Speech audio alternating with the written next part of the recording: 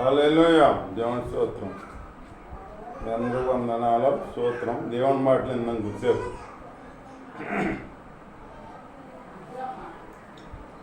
దేవుడు అందుకు భయభక్తి కలిగి ఉండాలి. మనం దేవుడు ఎందుకు భయం కలిగి ఉండాలన్నా ఇప్పుడు దాని గురించి కొన్ని మాటలు నేర్చుకుందాం. దేవుడు యాకోబు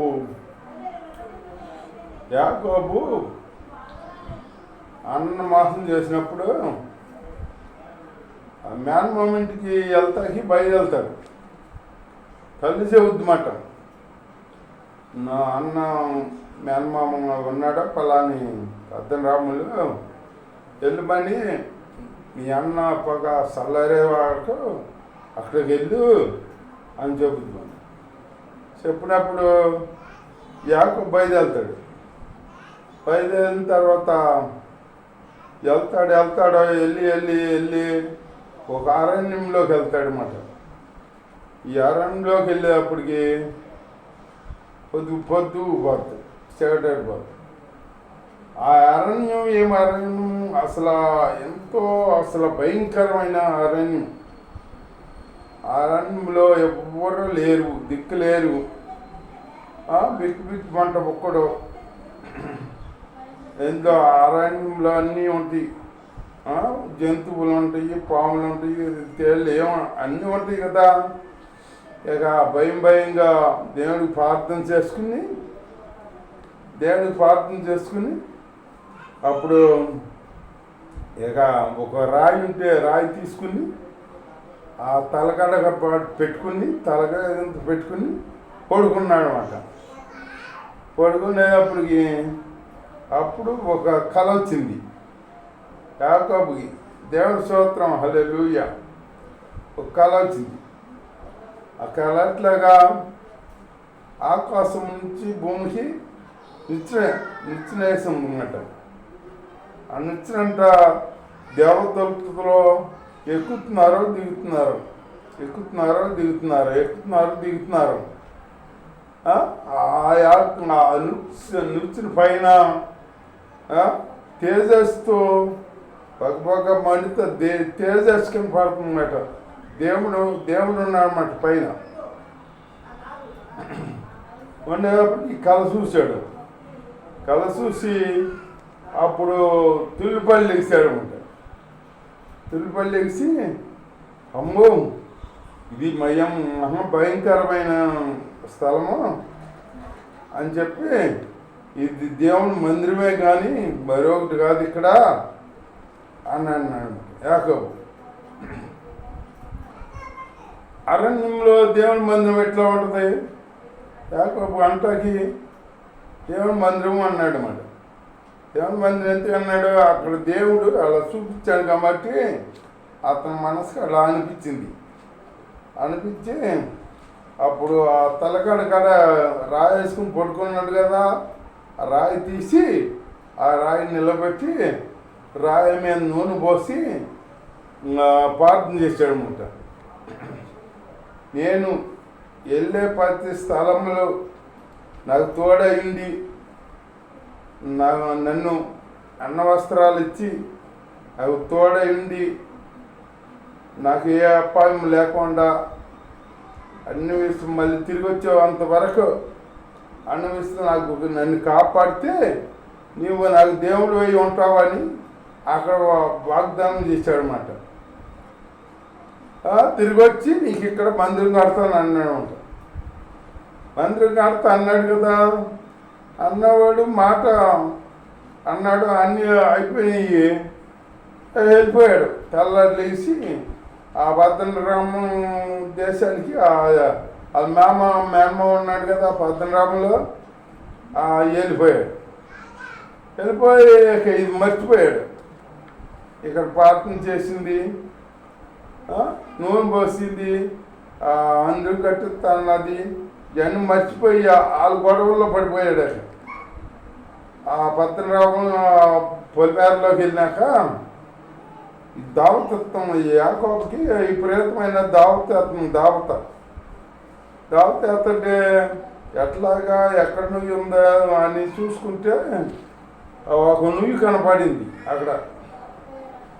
నువ్వు కనపడితే సర్లే ఆ నూతి కాడికి వెళ్దాము, ఎవరో ఒకరు వస్తారులే, తోడు దాహం తీసుకుందాము తోడుకుని అనుకుని నూతి కాడికి వెళ్ళాడు. మన నూతి కాడికి వెళ్తే అక్కడ ఎవరో ఉన్నారు, ఉంటే వాళ్ళని అడిగాడు అనమాట. ఇది మా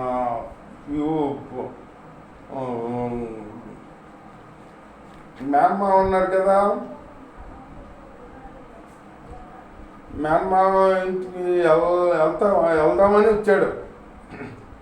వాళ్ళని అడిగాడు, ఈ ఊర్లో లాభాన్ని అని ఒక ఆయన ఉన్నాడు, తెలుసా మీకు అంటే తెలుసా అన్నారు.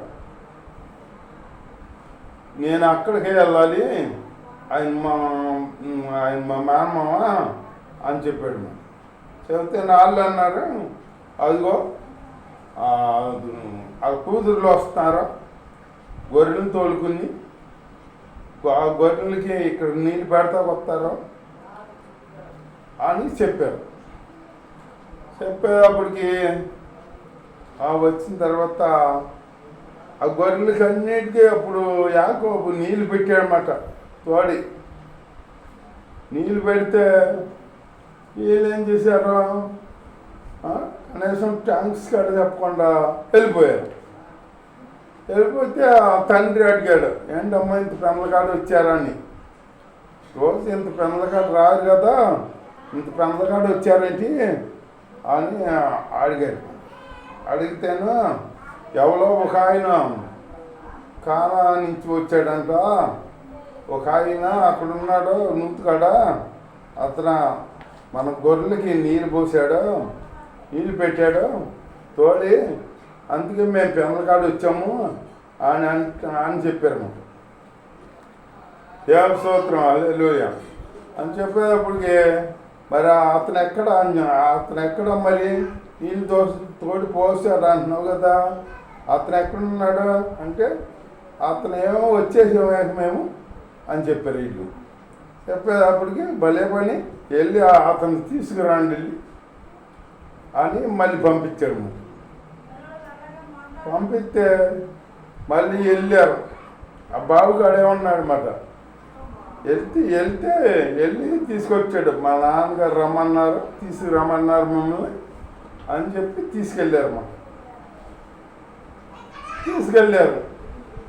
తీసుకెళ్తే అప్పుడు అక్కడ ఒక్కొక్కరు మేనమామ నాన్నలు ఒకరికొకరు పాడేసుకుని తెలిసింది. తర్వాత మేనమామ అని తెలిసింది. రేపుగా అంటే మా పలాని ఎవరంటే పలాని తానా అంటే ఇట్లా ఎవరంటే విశాఖ, మా మా నాన్నగారి పేరు అంటే విశాఖ, మా అమ్మగారి పేరు రేపుగా అని అంటే అప్పుడు అయితే మా అక్క నా తోడు పుట్టింది, వాళ్ళ అబ్బాయి పని నీకు నా మేనాళ్ళు పని ఇద్దరు కవులు వేసుకొని ఏడ్చుకుని అప్పుడు ఇక కొన్నాళ్ళు ఉంటా వచ్చాను మామ అని చెప్పాడు మాట. అప్పుడు వచ్చి అక్కడ ఉన్నాడు మాట. ఉండేటప్పటికి లాభానికి 3,000 గొర్రెలు ఉన్నాయి. 3,000 గొర్రెల్ని అప్పుడు ఈ కూతురులు మేపుతారన్నమాట. యాకోబు వెళ్ళాడు కదా, యాకోబు వెళ్ళి నుంచి యాకోబుగా అప్పచెప్పారు. యాకోబుని మేపమని అప్పచెప్పాడు. మేపుతుంటే మేపుతాకి అన్నాడు, నువ్వు ఊరికిన్నే బంధువు అయినప్పటికీ నువ్వు ఊరికిన్నే నాకేమో చేయొద్దు, మేపొద్దు, నీకు వెళ్ళేటప్పుడు ఎంతో కొంత ఇస్తాను, ముడి చెప్తాను అని చెప్పాడు. మాట సర్లేసేసాడు. అట్లా 6 నెలలు చేసిన తర్వాత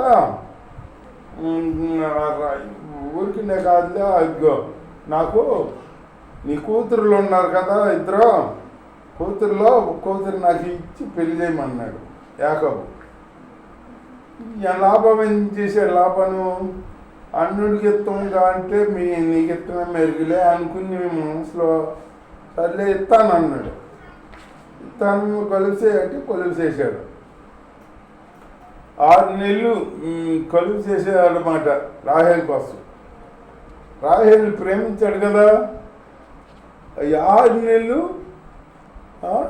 ఊరికే గడిచిపోయినాయి. యాకోబు ప్రేమించాడు కదా రాహేల్ని, గడిచిపోయినాయి. 6 నెలలు అయిపోయి, మామ నాకు నీ పిల్లలకి పెళ్లి చేయి అని చెప్పాడు అన్నమాట. అని చెప్తే అప్పుడు లాభాన్ని మరి పెళ్ళి అంటే మాటలా మరి బ్యాండ్ మేళం ఉండాలి, అయ్యి ఉండాలి, ఇవి ఉండాలి, అందరికి చెప్పాలి, ఇప్పుడైతే కుదిరితే చేతలే అని చెప్పేసి ఒక రేత్రి చేసాడు అన్నమాట. అన్నీ సిద్ధపరిచి ఆ రేత్రి ఎట్లా చేశాడు, ఈ పెద్ద కూతుర్ని చేశాడు అన్నమాట, లేయాన్ని. యాకోబుకి లేయాన్ని చేశాడు అన్నమాట. పోనీ యాకోబు చూసుకోవాలి కదా, చూసుకోవాలా, ప్రేమించాడు కదా, ప్రేమించి పిల్ల దొరికిందిలే అనుకున్నాడు, చూసుకోవాలా. అంతే అంటారు, ప్రేమ గుడ్డిది అంటారు. చూసుకోకుండా ఆవిడతో స్థాపన అయిపోయిందన్నమాట. అయిపోయింది. అయినా తెల్లన్నారు చూస్తే ఎవరి మొహం తిప్పితే ఎవరో రాహేలు కాదు, లేయ.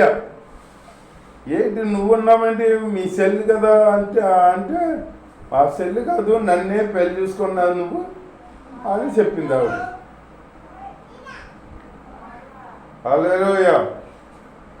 అప్పుడు ఆ మామగారిని అడుగుతాకి వెళ్ళాడనమాట. వాళ్ళ మామగారిని అడిగాడు, ఏంటి మామ ఎలా చేసావు, మాసం చేసావు అని వాళ్ళ మామగారిని అడిగాడు అనమాట. మాసం చేతమేముందయ్యా, మా దేశంలో పెద్ద పిల్లకి పెళ్లి చేయకుండా చిన్నపిల్లకి చేయకూడదు అని చెప్పేసి అన్నాడు అనమాట. ఇప్పుడైతే ఏమైంది, మరో 6 నెలలు కొలువు చెయ్యి, ఈ పిల్లని కూడా నీకు ఇస్తాను అని చెప్పాడు అనమాట. చెబితే అలాగే అని చేశాడు అనమాట. మళ్ళీ ఆయన 6 నెలలు చేశాడు. దేవుని స్తోత్రం, హల్లెలూయా. కొద్ది మాటలు దేవుడు దీవించగాక, ఆమేన్.